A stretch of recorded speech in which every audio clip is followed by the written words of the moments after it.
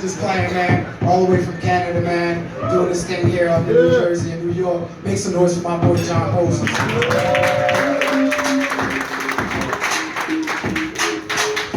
Alright, thanks. Thanks, DJ. Big round of applause for Sharif for bringing comedy to this place. This is a cool place. I've been here before. Threatened somebody's life that was sitting right there. By the way, big round of applause for all the comedians you just saw. Chris, you're so very funny. Chris, are you selling that shirt in adult sizes? Or was that just a onesie? I thought it was a onesie when he first started unfolding it. I was like, now that's a market nobody has tapped, man. Onesie merchandising. Oh man, oh man, I am from fucking Canada originally, but lived in New York for a little while. Lived in Brooklyn. A lot of homeless people in New York. Homeless people don't bother me. I'll tell you what does bother me. People that aren't homeless that will come up to me and ask me for money. And it happens all the time. Some kid, good shape, clean shoes, will be like, hey man, can you help me out? And I'm like, you got a doctor's note? Is there a reason you can't work or sell weed like everybody else? No man, get the fuck out of here. But I've got a heart. I'll help somebody out if they look like they really need it. If they're legitimately sick and suffering. Like if they're missing a foot and they've got scabies. That's $1, right? I saw a guy last winter, I don't know what he was suffering from, but he looked fucked up and the cold was only making it worse. The whole left side of his body was fucked up. And he was just coming down the street like this. He was like, oh. He looked like a human capital R. He was just like, oh. I did not laugh when I seen him. I was just like, holy fuck. My gut reaction was to reach in my pocket and pull out money. I was just like, here, please take this. He didn't even ask. I was like, listen, there's a diner down the street. Walk past it, make a right, go to the liquor store. You are way past soup, buddy. You don't need chicken broth, you need alcohol, all right? A big cheap bottle. You drink some and pour some on your body. And he looked so bad I questioned my belief in God. I was like, why would you do this to this guy? It made me think of that poem, Footprints. You know there's two sets of footprints in the sand? Only he had one footprint in a long squiggly line as far as the eye can see. Good love God, Jesus. What are you waiting for? A lot of sexual harassment stuff going on right now. It's burning up the country. I just want to say this, sexual harassment is wrong. But also, I'm sorry. For all the sexual harassment that I've done, and I don't think that this will be my last time that I am apologizing. I've still got a little sexual harassment in the tank. It might not even be my fault. It just might be that, ladies, you're worn out after a day of constant sexual harassment, and then we make eye contact, and I'm just looking at you, and you're like, fuck, another one? And you think I'm trying to sexually harass you, but I'm not. Not that time. But I will.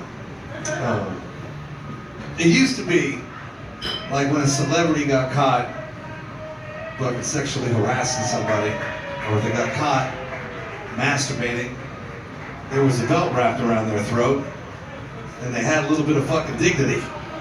Now they're whipping their dicks out and jerking off on everybody. Everybody's fucking getting hit, man. Everybody's getting hit.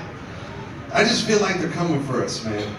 Like, fellas, it's just a matter of time. You just gotta sit back and wait for them to come. You know? This is like, it's gonna be like a movie.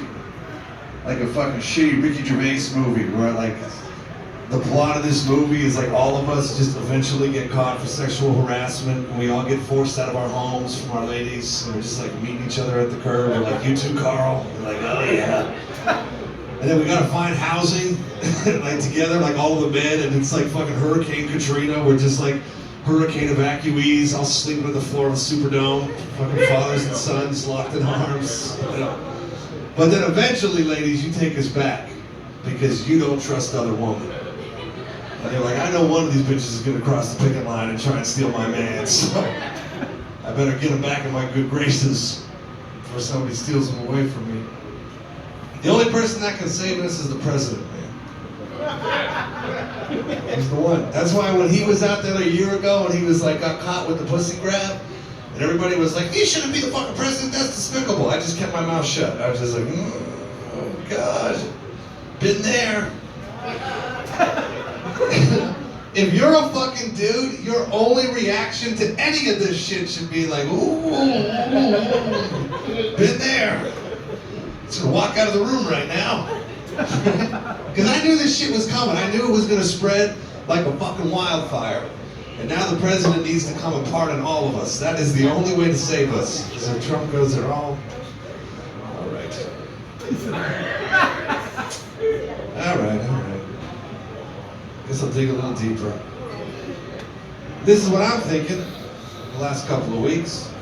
Why haven't there been any famous black men accused of sexual harassment? Anybody else think of that shit? Am I the only one? Just the white guy back there nodding? He's like, yeah, it crossed my mind. Gotta be honest with you. And I was like, well, maybe there's not enough black men in positions of power to like assert these situations and like get them in rooms. You know what I'm saying? No, but I mean like economically. You know what I'm saying? Like there's not enough fucking black CEOs to like get these bitches in the room and be like, all right, how bad do you want the promotion? You know, like that's what I was thinking. But then I was also thinking, maybe black guys are just better at sexual harassment than white people.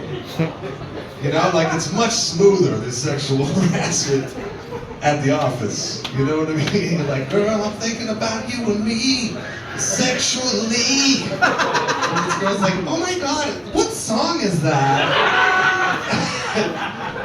And he's like, this isn't the song, girl. I want to get you out of your blue dress. She's like, is that Omarion? Like, I don't even know who that is. I Googled it before I got here to impress you guys. No, I'm just kidding. Sharif was up here, he's talking about racism. You're saying racism is funny. I agree.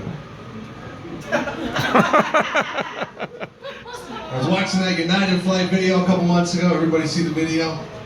That fucking video of that doctor getting dragged down the flight and he was going, remember that video? I say doctor, but you know what I'm talking about, Chinese guy. And they were just dragging him down.